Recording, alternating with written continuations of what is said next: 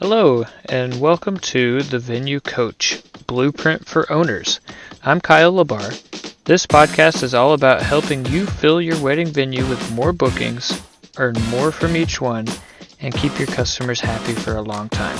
We'll also talk about some tough times and big lessons that I've learned along the way. Let's dive in together and make your venue the best spot for weddings. Hey everybody, welcome to another episode of the Venue Coach. Today's episode, I'm going to talk about building a strong venue brand. And the purpose of this episode is to go over just the identity that you want to have for your brand, things to think about, and what we decided to do for our venues that have been very useful. So first, we have to define our brand identity. So that might just be our unique selling points, our mission and vision statement. So a unique selling point might be, it doesn't have to just be like what's unique about the physical location, but it can be what's unique about working with you. What do you do differently? What's your background? I have a client who started as a coordinator, another client who was a photographer in a past life. And so you get to bring in different elements from those past lives to add value to your current situation, your venue, and your offer. And then for brand mission and vision statement, is there anything that like is really driving you? Maybe it's you want to have the perfect wedding for everybody, or you didn't get to have a wedding and so you want to just help create that for other people.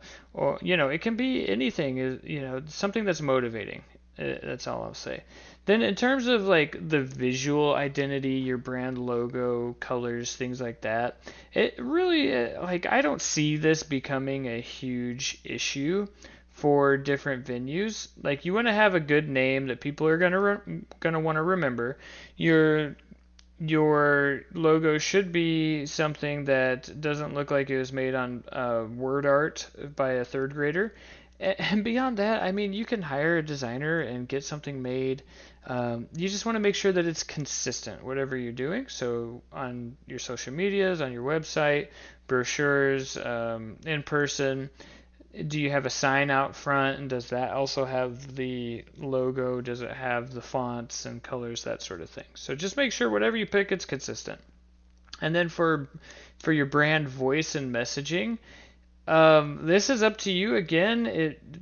Just depends, but we find that a lot of consultative tones would really resonate with the couples when they come in because they often don't know what they're doing.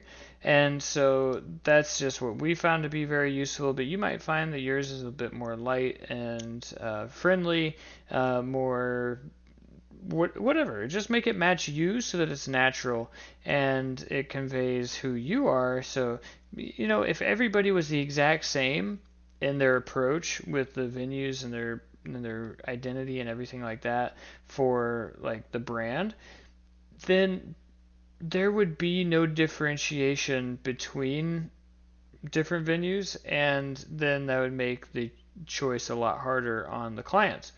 So when the couples come in, there's some people that they resonate with more than others, and that's okay. And so if you're you and they resonate with that, then awesome.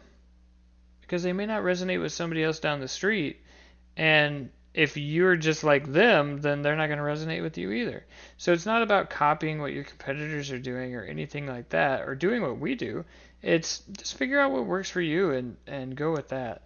And then for brand awareness, things that we like to do is we do blog posts, we do social media. We had a couple get married during the eclipse just this past April, and we had the news there. And so really just being a force for good in your community can go a long way too. So do you sponsor sports teams or little league teams? Do you participate in whatever events are happening in your community? Those can go a long way too, because you get to interact with people, and the more goodwill you put out there, the more will come back to you. So really, that's really what it is. That's your brand, right? Is do people associate good feelings with you, and do they trust you? And you show that by the things that you do in uh, not just for your clients. Like, it starts with your clients. You have to be taking care of them, and that really should be your main focus. But then how you show up in the community, how you show up online, all those things need to match, and there needs to be synchrony. So that's it in a nutshell for branding, for brand identity, brand and brand awareness, that sort of thing. So to sum up, is you determine what is unique about you, what's your mission and vision, making sure that you're consistent online and in person with your logos, your colors, your fonts, all of that stuff, but also consistent with how you talk and communicate with people. If you're one way online but completely opposite when they come in, then that might be off-putting. And so just be consistent. Lastly, make yourself out, like, you need to stand out in the community, virtual and in real life, just to make sure that people are aware of you, and then they can interact more and resonate more with you. So I hope that was useful for you, and if it was, please subscribe, stay tuned for the next one, and I'll see you there.